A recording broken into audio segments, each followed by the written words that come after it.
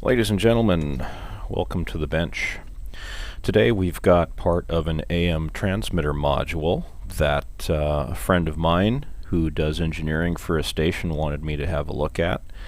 This is one that blew up in following a recent storm that came through. So this is the modulator card out of the power module, and as you can see, we've got a blown up IC here. This MOSFET is zorched, and there's probably other damage as well. I've worked on quite a few of these over the years, and oftentimes this Zener diode shorts. And also, if you look at the power amplifier module, we have similar damage to some of the MOSFETs. So the typical procedure for rebuilding one of these modules is, at least what I do, is replace all of the power path silicon. So the dump FET, the anti-paralleling diodes, the driver IC obviously, and then bring it up and make sure that the 13-volt supply is present. If not, usually this Zener is bad, and usually that restores them to service. So we'll do the repairs and see if that brings this back to full function. Just as a reminder, when you're tearing these apart and rebuilding them, be sure to save and clean with alcohol the aluminum oxide insulator that's under the switching FET. These are reusable as long as you clean them. The insulators that go under the diode and the dump FET, however, are not reusable. They're one-shot wonders. The only reason I'm leaving these on here is they've been in service for less than a week, so it seems fitting to reuse them. Also, when you're replacing the MOSFET, be sure to save the ferrite bead that's on the gate lead and move that over to the new FET. That's an important piece of the drive circuit for this MOSFET because it does a nice job of squaring up the waveform by resonating some of the gate capacity and making that waveform going into the gate nice and square, which we'll take a look at when we get it running again.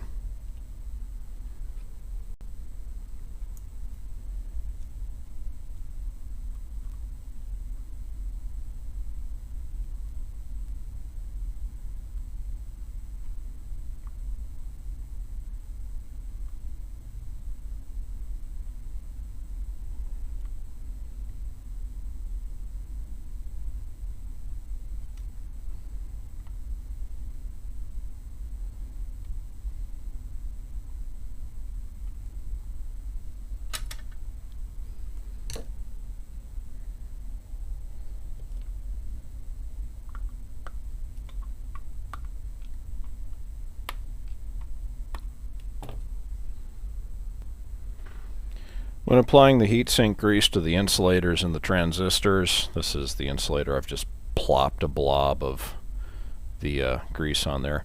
I usually just use the flat side of either a greenie, or sometimes I use my flux brushes or whatever, but this is just an awl. And you just kind of take it and just kind of smear it across and do it a couple of times. And this assures a reasonably uniform coat of grease so that you don't have like a high spot. And then you wind up with a gob of the grease on your insulator, or on your tool, which you can then apply to the back of the transistor. Also, it's a good idea to kind of walk the insulator and the parts around a little bit. That'll help chase whatever air is laying underneath the device and help get it out of there. I just made a big mess because I got grease all over my fingers. Typical. Anyway, as previously mentioned, we have this little ferrite bead that we have to put on the gate lead of the new transistor. So just slide it on there. And then I use a tool that is holding up another tool.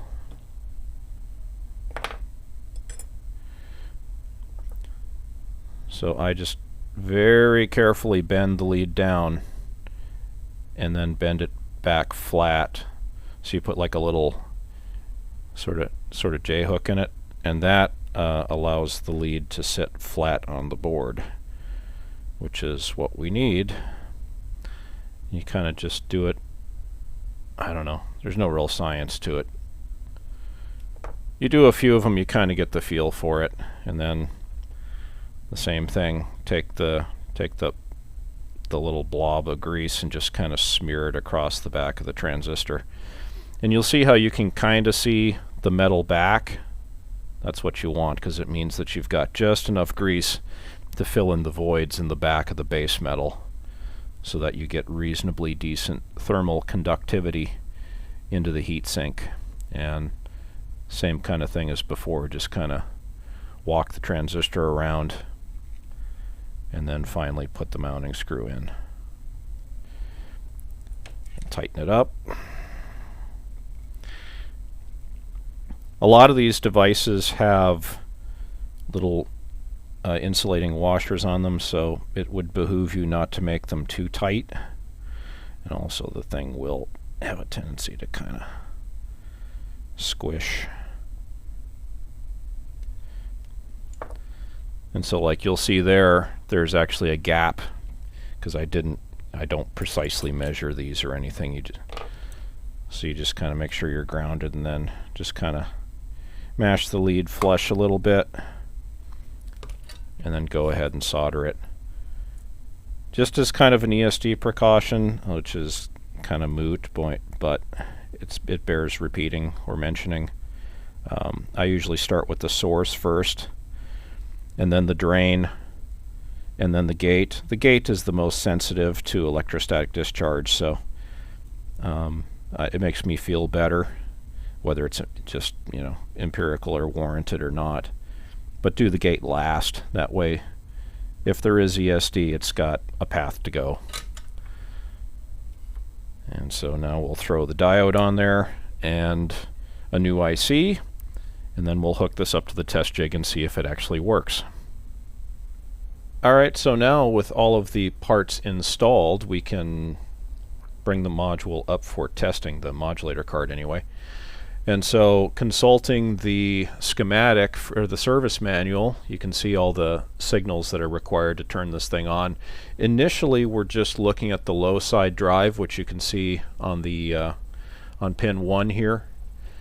So this is the output of the low side FET driver in the 2110, which is the little 14 or 16 pin guy in the middle. And this is used to create a floating B+ supply for the high side FET driver, which is what actually runs the switching MOSFET. The reason this needs to be floating is because the power ground and the reference for this MOSFET are not the same. And this at some point will float up to pretty much 400 or 500 volts, something like that. So the first thing we need to check is the drive, and so if you look at all of these protection diodes, these provide convenient test points for injecting the test signals into the board and making sure that our drive signals are there. And so if we look over at the scope, this is looking at the output of the low side FET driver, which is responsible for generating that floating B+ we need for the other half of the IC. Now when I first turned this on, the chip got noticeably warm, and the waveform which is supplied should be 15 volts. It's a little swoopy because it's got some loading on it. It's actually working. But the output was like only 10 volts, and if you look at the little Zener diode here, you'll see I had to lift one side of it because indeed it is shorted. So I've got a replacement guy right here. We'll get that tossed in, and then the power supply rail should come up to where it needs to be. With that Zener diode out, it just kind of serves to clamp the B+, and right now it's running at like 16 volts, 16, almost 17 volts. And so it just adds a little bit of clamping to pull that voltage down. And because the input to the switching transformer, which is this toroid here, is driven through this capacitor, it's got a little bit of reactance. So it's not going to do any harm to that serves as kind of like a current limiter on the switching circuit, so to speak. So let's get the Zener diode replaced, and then we'll test the waveform into the MOSFET. Alright, now with the Zener replaced, now we have, come on, it's in there somewhere. Now we have 13 volts, which is what it's supposed to be. Okay, so now all we have to do is get drive into the other side of the FET driver and make sure that the waveform going into the MOSFET looks correct. Now, through the aid of some really ugly alligator clip work, we've got, or crocodile clips, or whatever you want to call these things, grabbers, mini grabbers. Anyway, we've got signals into both sides of the IC now, and if we look on, as before, on the output of the low side, we have the drive waveform as we expect. And if we go over here and look at the gate side of the switching FET, you'll see that we have, I guess I could do picture in picture too. Ooh, special effects. Ooh, there we go. So if you go into the gate, you'll see we have the drive waveform for the MOSFET. Now remember that goofy little ferrite bead I was talking about earlier and how it's kind of important? You'll notice that on the rising edge of the gate drive pulse, it's kind of rounded and kind of soft. If we go actually on the gate lead of the MOSFET after that ferrite bead, see how much more square that waveform is? That helps speed up the response of this MOSFET, which makes it switch faster and cleaner and more efficiently. That is kind of one of the hallmarks of Class D operation.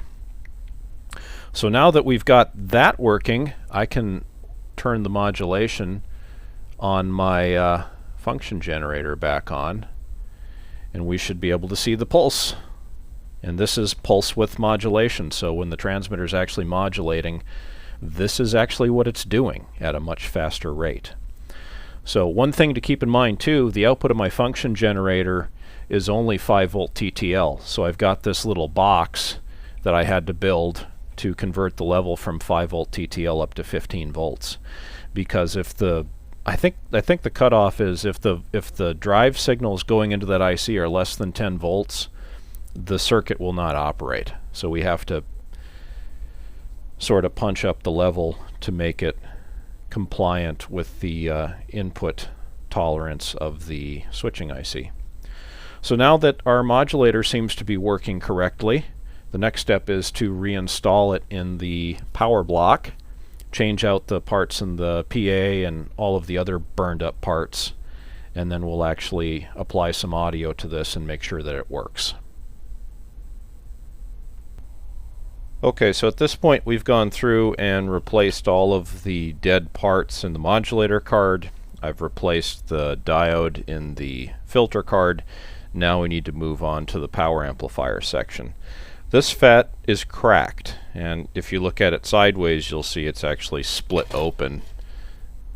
I don't know if you can see that or not. Let me get a little focus. See how it's actually lifted? The case is cracked and lifted. So that obviously is bad. Thank you, Captain Obvious. So we'll take the meter here, and we can go through and check all of the MOSFETs. And all we do is we check the forward body diode. So we go reverse polarity, and let's put it on the right doohickey there. So that diode's okay. That one's okay.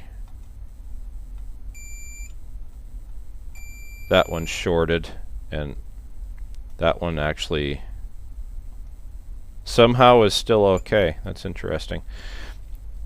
So it's interesting that these two FETs are shorted, because I think those were the same two that were shorted last time. So it doesn't really matter, because we're going to change all the silicon, so both the quad of transistors and also their anti-paralleling diodes. And then once that's replaced, we'll go through and also do a dynamic test on it. So we'll give it RF drive, and we'll apply a DC voltage here.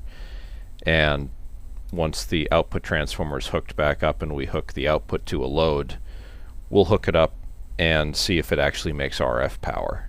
Now, if it doesn't, the possibility is somehow the leads or the phasing on the modules on the drive for the gates got screwed up or switched or something, because that's about the only thing that would really cause these kind of weird failures. So I don't know. Let's get the transistors changed and go from there.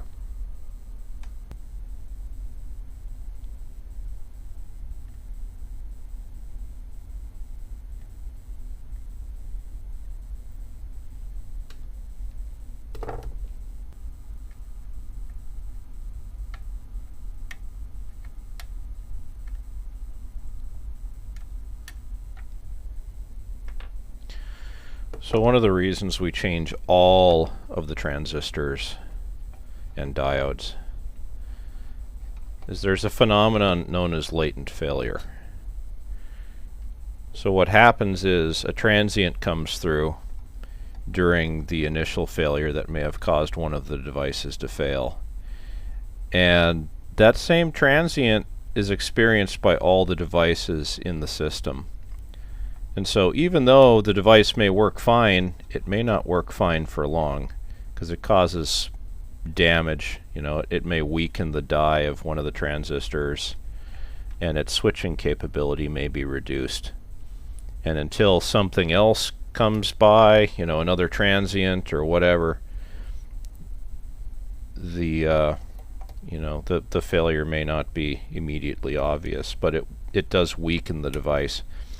I worked for a company that did switch mode power supply repair, and because over the years they had done so much warranty work, it was just our policy. If you, like in a full bridge type configuration like this, you just change all the transistors because it's not worth the risk of a warranty return by saving, you know, $3 in transistors. It's just not worth it.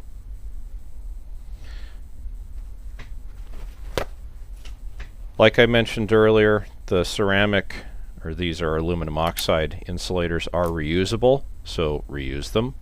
Just clean them.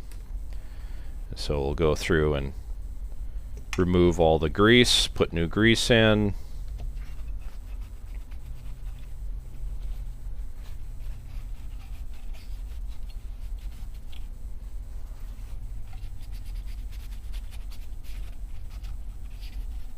Be sure and do a nice sloppy job like I did.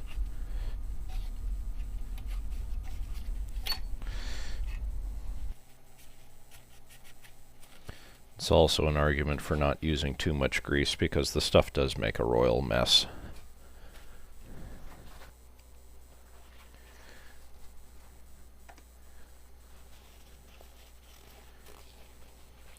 Gonna regret showing people the mess that is the rest of my bench, but there it is.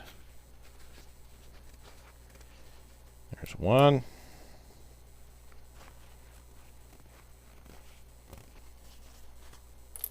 And 4. All right.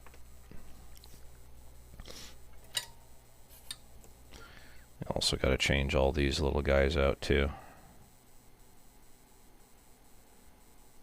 Hands are a little shaky. I apologize for that. Got to get my caffeine fix for the morning, so sometimes I overdo it a little bit.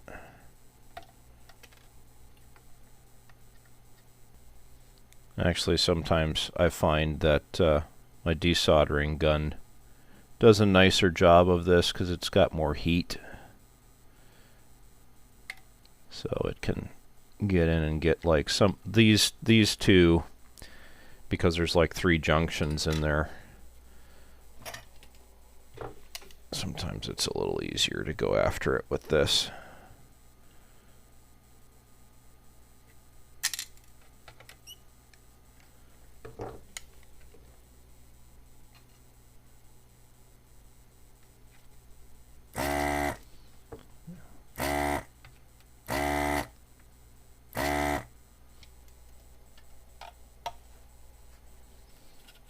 Get all the old flux off of it.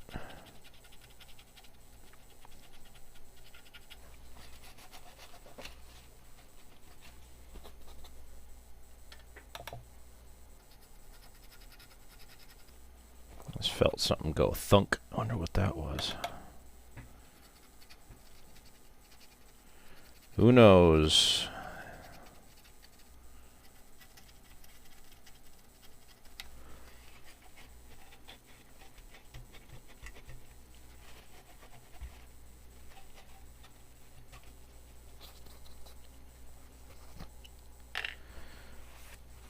Alright, I'll save you the trouble of watching me change out all these parts in real time, because that's not very exciting for anybody. The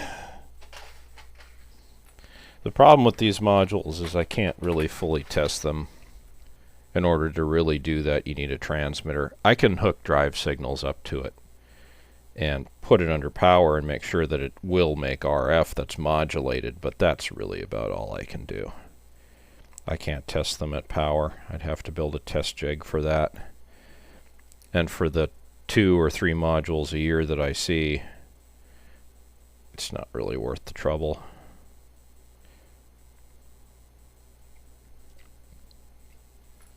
I considered doing this full time and just do nothing but power blocks and modules, but there's so many transmitters out there. You'd have to have special jigs built for each one, and that's a pretty expensive, time-consuming proposition. So 9 times out of 10, just by feeding the module the signals that it wants to see and making sure that the waveforms to the gates and everything are fine, that's usually all you need.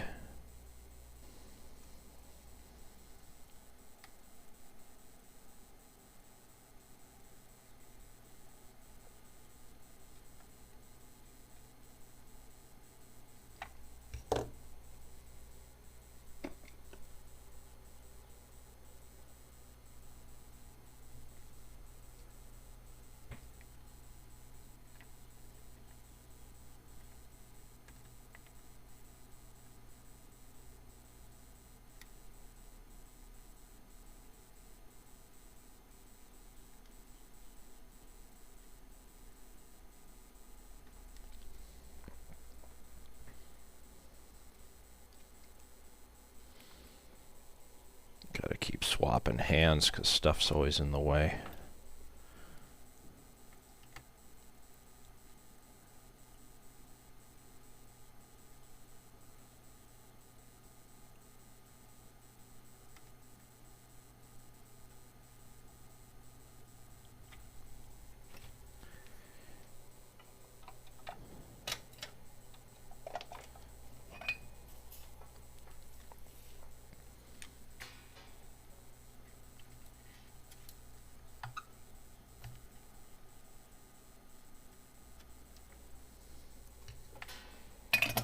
Much faster. Much, much, much faster. Also, don't forget to pay attention to your orientation of your devices, like I almost forgot to do. It's easy to do, you get distracted, or you get kind of in a hurry, and it makes mistakes, and mistakes cost you time. Okay, so band, band, band, band. Okay. So now we'll throw transistors at it. Since we got all the insulators all nice and cleaned, kind of go back to the same thing where you take the grease and just kind of smear it down one side of the insulator. Just like that. Boy, I'm shaking like a surgeon today. Whew. Wowzers. It's almost impossible to break these insulators because they're made of aluminum oxide, which is like a hard ceramic alloy. But it can happen, and if you do break one, it's not a big deal. They're like 80 cents. I've got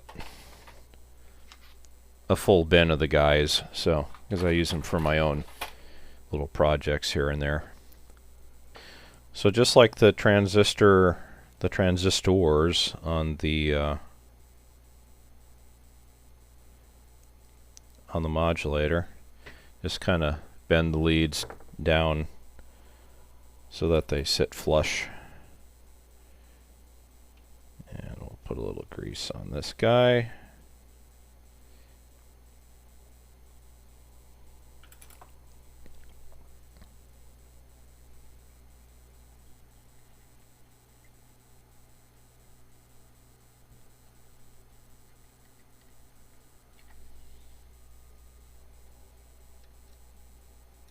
Oops.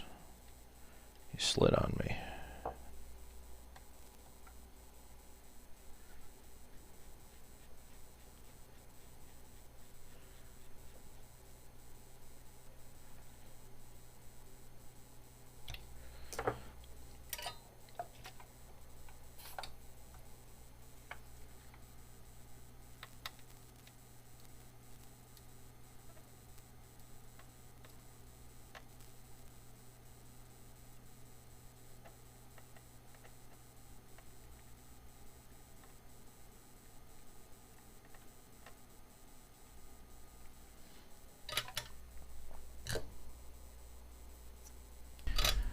Okay. Now the transistors and diodes are replaced. So let's hook it back up again and see if we get any RF output out of it or if we have unhappiness. We'll soon find out. So we're looking at the scope again, and the first thing we do once we've got everything connected up is to check the RF drive waveforms. And so one at a time we go through and check across the gates of each of the RF MOSFETs. And so we'll just do that. We'll turn measurement on to make our lives a little easier, and we're going to go vertical volts peak to peak. There we go. So we're at 25.7 on that guy. 26 on that one. 26-ish on that one. And 26-ish on that one. So that all looks good. So now that that's done, we verified we have drive to all the MOSFETs. That's pretty close to what we expect. Now we can apply a load and some power to the RF bridge section and make sure it is actually making RF. So now looking at the scope, we've got RF drive applied, and I've got the input to the bridge applied to a or hooked up to a small power supply, a bench supply. And the output of the amplifier is terminated into an attenuator. So the purple trace is what you're seeing come out of the RF attenuator.